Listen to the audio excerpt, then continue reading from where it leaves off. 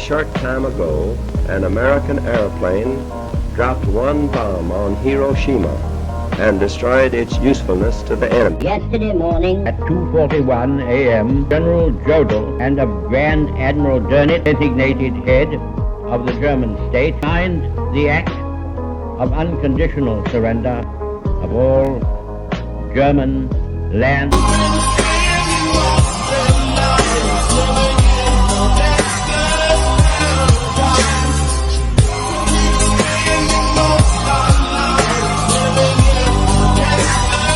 Guys imagine कीजिए कि आपके सामने दो ग्रुप हैं, ग्रुप ए और ग्रुप बी। वो दोनों आपस में झगड़ रहे हैं। ग्रुप ए ग्रुप बी से कहता है कि आज हम तुम्हें मसल देंगे। ग्रुप बी कहता है कि हमने भी हाथों में चूड़ियाँ नहीं पहन रखी हैं। ग्रुप ए कहता है कि हम तुम्हारे दांत खट्टे कर देंगे। ग्रुप बी उनको फिर थोड़ा हिंदी के मुहावरों में कहता है कि हम भी तुम्हारी ईंट से ईंट बजा देंगे। ग्रुप बी उनसे कहता है कि हमारे पास तुमसे ज़्यादा लोग हैं, हम तुम्हें मिनटों में हरा देंगे। ग्रुप ए कहता है कि लोगों से नहीं, हमारे पास हथियार देखो, हम तुमसे ज़्यादा पावरफुल हैं।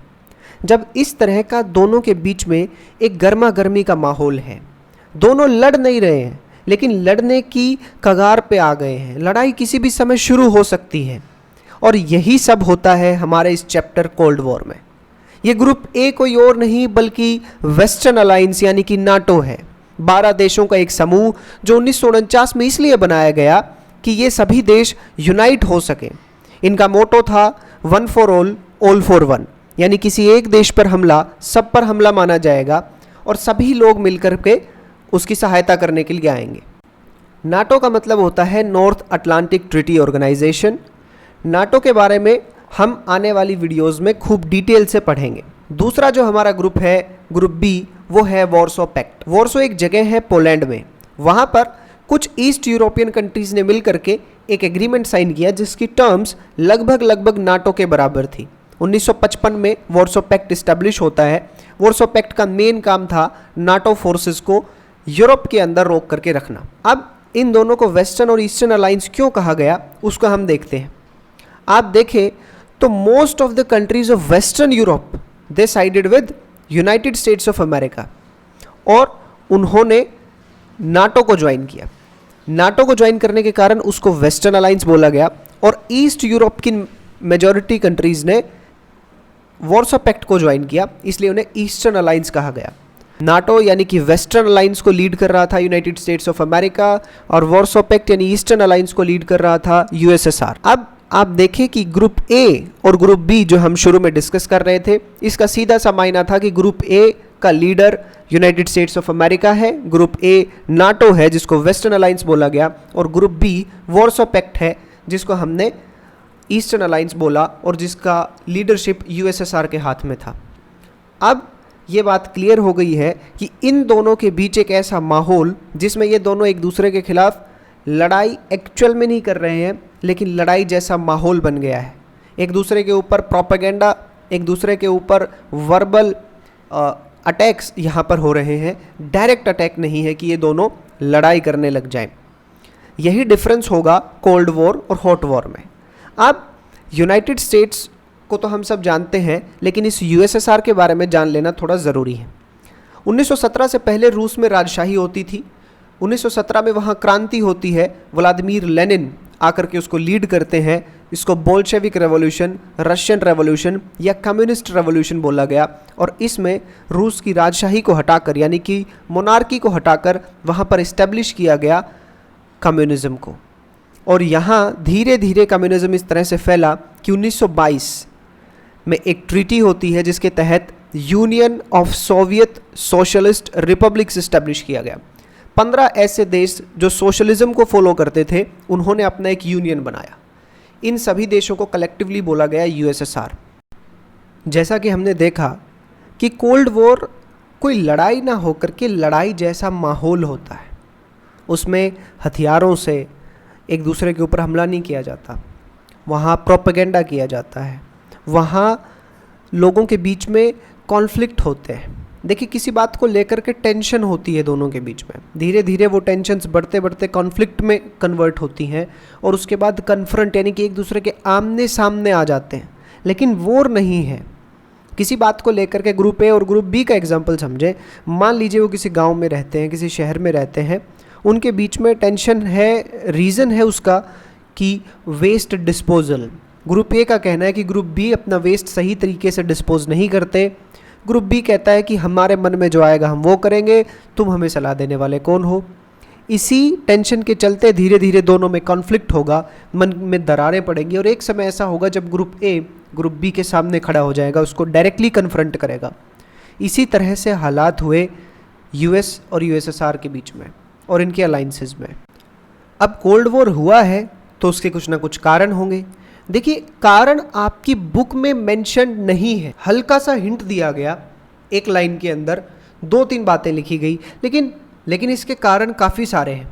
सभी कारणों को हम यहाँ पर डिस्कस नहीं कर सकते, लेकिन जो मेन रीजंस हैं, जो जिन्होंने कोल्ड वॉर के लिए अपना कंट्रीब्यूशन बहुत ज़्यादा दिया, इन यूएसएसआर के बीच में जो एक गैप था उसको बहुत ज़्यादा वाइड कर दिया और बढ़ा दिया, दिल की दूरियां और बढ़ती चली गई, उन कारणों को हम यहाँ पर डिस्कस करने वाले हैं। आप इन्हें या तो स्नैपशॉट लेकर के रख लें और या फिर इसके नोट डाउन कर लें। पहला रीज़न है पावर राइवलरी। पावर राइवलरी को देखा जाए तो किसी भी गांव में, किसी भी शहर में 2 ताकतवर लोग एक साथ नहीं रह सकते। वो कहावत है ना कि एक मयान में 2 तलवारें नहीं रह सकती। इन दोनों के बीच भी अपनी ताकत को बढ़ाने के लिए एक होड़ लग गई थी और इसी ने जन्म दिया आर्म्स रेस, यानी कि दोनों अपने आप को मॉडर्न वेपन से लेस किए जा रहे थे। वो नए नए हथियार बनाए और क्यों इतने हथियार इन लोगों ने बनाए कि बाद में जाकर के इन्हें ट्रीटीज साइन करनी पड़ी। Strategic arm limitation treaty, strategic arms reduction treaty, 3 से 4 ट्रीटीज इसलिए साइन की गई कि हम अपने वेपन्स को रिड्यूस करेंगे, डिसमेंटल करेंगे उन्हें। सोचिए इन्होंने कितने भयानक रूप से हथियारों का उत्पादन किया। दूसरा, आर्म्स रेस में ही आप इसको इंक्लूड रखें कि न्यूक्लियर रेस। 1944 में ओपेनहाइमर प्रोजेक्ट था, उसके तहत अमेरिका ने पहला परमाणु बम टेस्ट किया और ना सिर्फ टेस्ट किया बल्कि 1945 में इन्होंने जापान के ऊपर वो बम ड्रॉप करके उसको प्रूव कर दिया कि हाँ, ये ऐसा वैसा कोई बम नहीं है, ये रियल में इतना ताकतवर है कि किसी भी देश को, किसी भी शहर को मिट्टी में मिला सकता है। यहीं से यूएसएसआर और उनके बीच की दूरियां बढ़ी। यूएसएसआर ने भी अपने आप को न्यूक्लियर वेपन से लेस करने की ठान ली और 1949 यानी 1949 में यूएसएसआर ने पहला न्यूक्लियर टेस्ट किया, द जार बॉम्ब। तीसरा, स्पेस रेस। आप याद रखें कि इस माहौल को देखें आप ज़रा, 1991 तक कोल्ड वॉर का ड्यूरेशन है, 1945 से 1991। तो उस दौरान आप देखेंगे कि यूएसएसआर कोई रॉकेट भेज रहा है तो वहीं फिर यूएसए भेज रहा है उसके साथ साथ ही। अपोलो 11 पे भी इसी बात की कंट्रोवर्सी चलती है। यहाँ यूनाइटेड स्टेट्स एलिगेशन लगा रहा था कि आप सारी दुनिया में कम्युनिज्म फैला रहे हैं, आपके कम्युनिज्म में कोई डेमोक्रेसी नहीं है, कोई फ्रीडम ऑफ स्पीच नहीं होती, आप अपनी बात सरकार के विरोध में नहीं कह सकते, गवर्नमेंट जो डिसाइड करेगी वो आपको मानना पड़ेगा, जैसे चाइना में होता है। अगले चैप्टर में हम इसे और डिटेल में पढ़ेंगे। यही एक रीज़न भी बना यूएसएसआर के डिसइंटीग्रेशन का। वहीं यूएसएसआर ने कहा कि वेस्टर्न कंट्रीज़ जो कैपिटलिस्ट कंट्रीज़ हैं, जो फ्रीडम की बात करती हैं, डेमोक्रेसी की बात करती हैं, राइट्स की बात करती हैं, आपने दुनिया को एनस्लेव करके रखा है, आपने दुनिया में कॉलोनीज बनाई हैं। तो यूएसएसआर यहाँ कॉलोनीज की इंडिपेंडेंस के लिए मांग उठाने लगा। तो इस तरह से एक दूसरे के ऊपर प्रोपेगेंडा वॉर चालू हुए। दूसरा रीज़न है increasing the sphere of influence. आप एक गांव में देखें तो 2 लोग मान लीजिए ताकतवर हैं, वो लोग चुनाव लड़ना चाहते हैं, तो वो गांव के लोगों को अपने साथ लेने की कोशिश करेंगे, ज़्यादा से ज़्यादा लोगों को। वही यहाँ हुआ। 2 तस्वीरें आपकी स्क्रीन पर हैं। एक लाओजिमा जापान, जहाँ यूएस आर्मी अपना फ्लैग डाल रही है, वहीं रीचस्टेक जो जर्मन पार्लियामेंट था, वहाँ यूएसएसआर की आर्मी ने अपना फ्लैग लगाया। सेकेंड वर्ल्ड वॉर ने पूरी दुनिया की कमर इस तरह से तोड़ दी थी कि पूरी दुनिया में सिर्फ 2 इकोनॉमीज सर्वाइव कर रही थी। The number 1 economy was of United states of America और सेकेंड नंबर पे था यूएसएसआर। अब दोनों के पास केवल ये दोनों ऐसी कंट्रीज थी जो सारी दुनिया में अपना इन्फ्लुएंस फैलाने के लिए काम कर सकती थी, जिनके पास ताकत थी, और इन्होंने किया। यहाँ हमारा 4th चैप्टर कनेक्ट होता है यूरोपियन यूनियन की फॉर्मेशन का, जहाँ आप देखेंगे एक और कि यूनाइटेड स्टेट्स ऑफ अमेरिका ने मार्शल प्लान के तहत बहुत सारा पैसा दिया यूरोप को, यूरोपियन इकोनॉमिक रिकंस्ट्रक्शन के नाम पे बहुत सारा पैसा दिया और बहुत सारे देशों को अपनी तरफ कर लिया उन्होंने। यूएसएसआर ने भी ऐसा ही एक प्रपोजल दिया था जिसके तहत वो मॉनेटरी असिस्टेंस देता देशों को अपने रिकंस्ट्रक्शन के लिए, रीस्ट्रक्चरिंग ऑफ इकोनॉमी के लिए। लेकिन वेस्ट यूरोपियन कंट्रीज़ ने यूएसएसआर की बात ना मानते हुए यूएस की मानी, वो कैपिटलिस्ट ब्लॉक में गए। इस स्फेयर ऑफ इन्फ्लुएंस को बढ़ाने की भी होड़ इन दोनों के बीच में लगी हुई थी। देखिएगा, तीसरा और एक काफ़ी बड़ा डिफरेंस था आइडियोलॉजिकल डिफरेंसेस। जहां यूएस बात करता था कैपिटलिज्म की, डेमोक्रेसी की, वहीं यूएसएसआर बात कर रहा था कम्युनिज्म और सोशलिज्म की। देखिएगा कितना अच्छा चैप्टर है कि आपकी सेकंड बुक जिसमें one party system, bi party system और मल्टी पार्टी सिस्टम है, वो भी यहाँ आएगा। देखिए, कैपिटलिज्म और कम्युनिज्म दो अलग अलग विचारधारा हैं। इन दोनों में वेल्थ रीडिस्ट्रीब्यूशन एक मेन बात है। कैपिटलिज्म में कहते हैं कि जो जैसा काम करेगा उसी हिसाब से वो पैसे कमाता जाएगा। एक लेबरर को उस हिसाब से पैसा मिलेगा जैसा उसको मिलना चाहिए, एक एंटरप्रेन्योर को उस हिसाब से मिलेगा जैसा वो डिजर्व करता है। लेकिन कम्युनिज्म कहता है कि वेल्थ रीडिस्ट्रीब्यूशन हो। अगर कंपनी का प्रॉफिट बढ़ा तो वो कहते हैं कि कैपिटलिज्म में तो एंटरप्रेन्योर की स्किल्स की वजह से बढ़ा, इसलिए वो बढ़ा हुआ मुनाफा एंटरप्रेन्योर रखेगा। लेकिन कम्युनिज्म कहता है कि ना, वो बढ़ा उन मजदूरों की वजह से, इसलिए उन मजदूरों में उस बढ़े हुए प्रॉफिट को रीडिस्ट्रीब्यूट किया जाएगा as a increase in their salary. और डिफरेंसेस ये हैं कि कैपिटलिज्म में आप देखें, जहां आप कैपिटलिज्म को देखेंगे वहां पर आपको लगभग डेमोक्रेसी देखने को मिलेगी। तो डेमोक्रेसी में आप जानते हैं कि rulers are elected by the people. यहाँ पर अब्राहम लिंकन की एक कोटेशन भी है, democracy is a form of government by the people, for the people, to the people. लोगों की, लोगों के द्वारा और लोगों के लिए एक सरकार। लेकिन कम्युनिज्म में ऐसा नहीं होता है। कम्युनिज्म में आप देखेंगे मेजॉरिटी आपको वन पार्टी स्टेट मिलेंगे। अब वन पार्टी स्टेट में क्या होगा कि एक ही पार्टी चुनाव लड़ेगी, उसी के ही कैंडिडेट खड़े होंगे, आप सब उन्हीं को वोट डाल के आएंगे।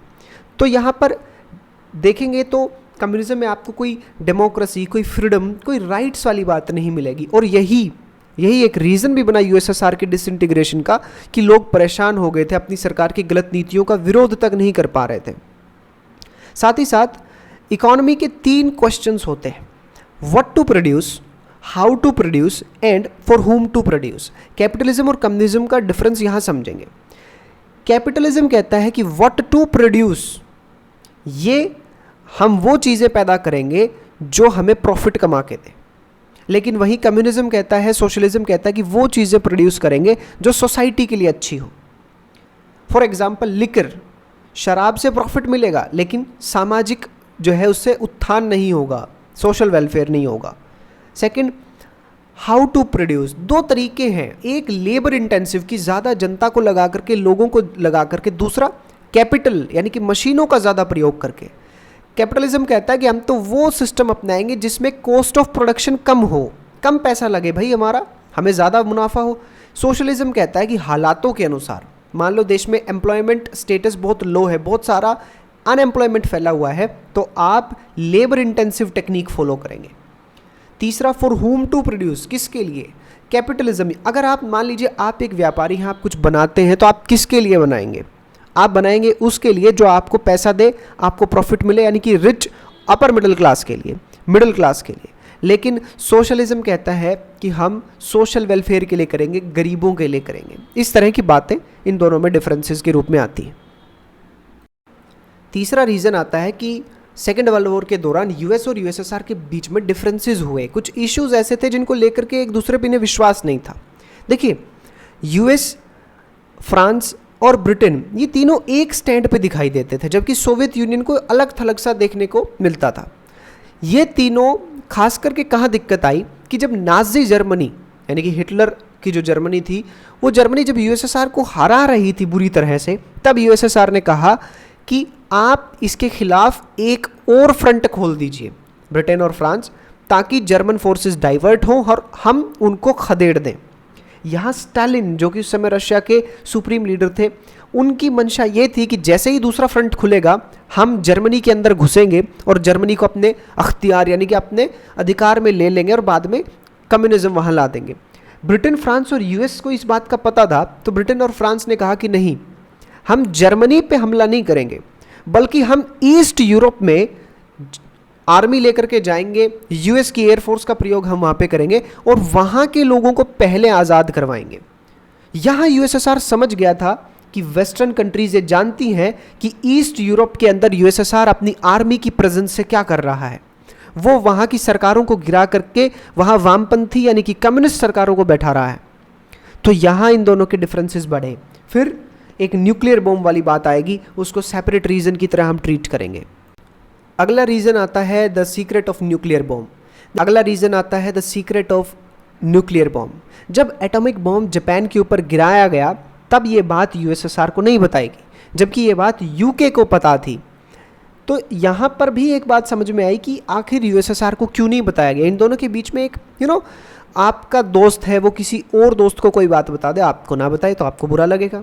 दूसरा, कुछ लोग ये कहते थे कि जापान पे न्यूक्लियर बॉम्ब डालने की ज़रूरत ही नहीं थी, Japan was about to surrender, वो बुरी तरह से हार रहे थे और यूएस ने ये सिर्फ इसलिए बॉम्ब डाला ताकि यूएसएसआर को ये दिखाया जा सके कि यूएस इज़ सुप्रीम, हमसे बढ़कर कोई नहीं है।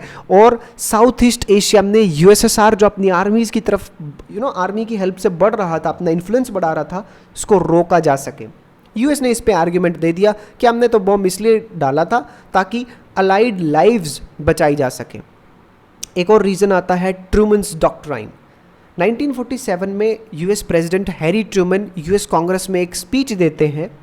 उस स्पीच का इम्प्लीकेशन बड़ा ख़तरनाक होता है। वो कहते हैं to offer support to Greece and Turkey who are engaged in a civil war against the communist, कि यूएस को moral, economic, political, military support देना चाहिए ग्रीस और टर्की को, क्योंकि वो वामपंथियों से लड़ रहे हैं। जब ये स्पीच आई तो इसके बाद अमेरिका को लगा कि it is their responsibility to stop the communism, वो पूरे कम्युनिज्म को फैलने से रोकें, ये उनकी जिम्मेदारी है।